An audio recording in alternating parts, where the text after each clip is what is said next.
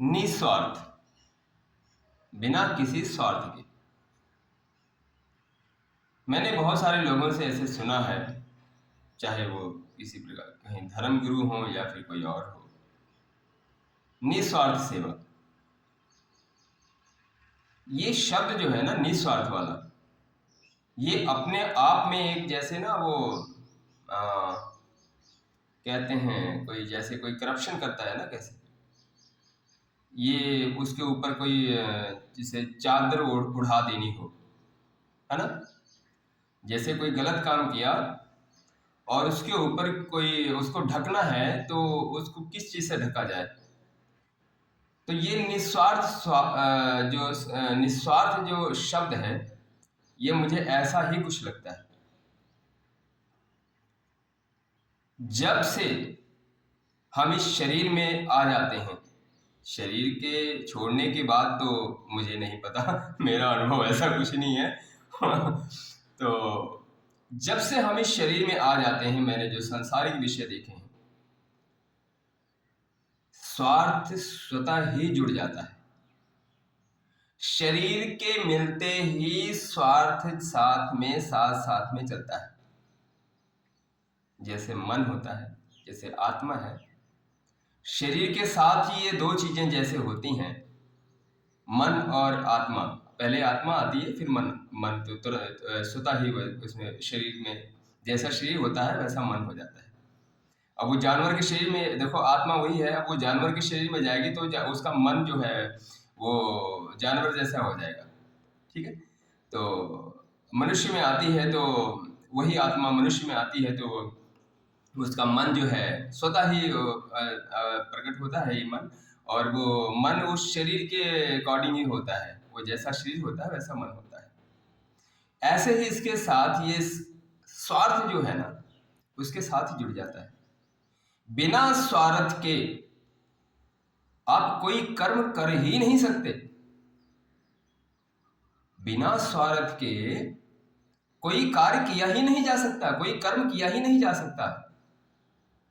ये जो निस्वार्थ वाला है ना, कि बिना मुझे कल किसी से बात हो रही थी, वो मुझे समझा रहे थे कि हमें जो भी सेवा है हमें निस्वार्थ भाव से करनी चाहिए। हमें कोई किसी से कुछ वो नहीं रखना चाहिए कि हाँ हमें एक्सेप्ट कोई जो भी होता है ना, कहते हैं जो कि हमें किसी से उम्मीद नहीं रखनी चाहिए।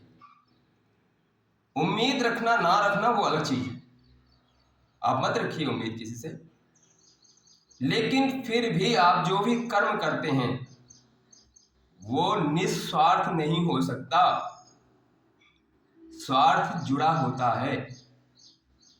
जैसा मैंने कहा, शरीर जैसे शरीर में आप आ जाते हो, स्वार्थ सदा ही पैदा हो जाता है। कोई भी कार्य, जितने भी शरीरधारी हैं, चाहे वो जानवर है, चाहे कि वो कीड़े मकोड़े हैं या कोई भी है, सब अपने अपने स्वार्थ के हिसाब से काम करते हैं, सबका स्वार्थ जुड़ जाता है। शरीर में जैसे ही आता है वो, तो वो आत्मा जैसे आती है, उसका मन स्वार्थ, वो ऐसे स्वार्थ जुड़ ही जाता है।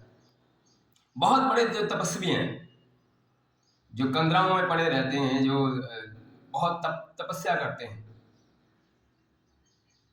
किस लिए तपस्या कर रहे हैं? बिना स्वार्थ के। ऐसे कैसे हो सकता है? उनको ईश्वर का प्रेम नहीं चाहिए? कुछ तो चाहिए, और जो चाहिए वही तो स्वार्थ है। या तो कह दीजिए मुझे ईश्वर का प्रेम नहीं चाहिए,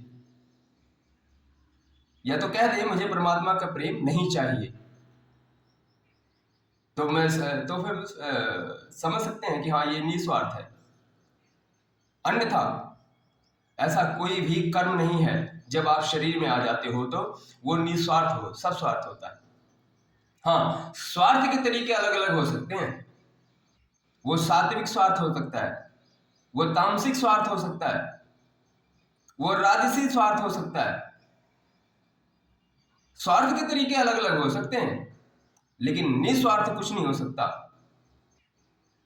सात्विक स्वार्थ हो सकता है, मुझे सांसारिक विषयों से कोई मतलब नहीं है, मुझे किसी के शरीर से प्रेम नहीं है, मुझे किसी के धन से प्रेम नहीं है, मुझे संसारिक व्यवस्थाओं से, सुविधाओं से, सुख सुविधाओं से प्रेम नहीं है, लेकिन ईश्वर से प्रेम तो है। आपको प्रेम है तो क्या आप नहीं चाहते ईश्वर आपसे प्रेम करे? कौन ऐसा चाहेगा कि वो ईश्वर उनसे प्रेम ना करे, उसका परम पिता परमेश्वर उससे प्रेम ना करे, उसे जगत माता प्रेम ना करे? कौन ऐसा बच्चा है जो अपनी माँ से प्रेम की उम्मीद ना रखता हो, अपने परम पिता परमेश्वर से प्रेम की उम्मीद ना रखता हो, वो स्वार्थ ना रखता हो? यही तो स्वार्थ है। हाँ, वही तो कह रहा हूं मैं कि स्वार्थ के तरीके अलग अलग हो सकते हैं।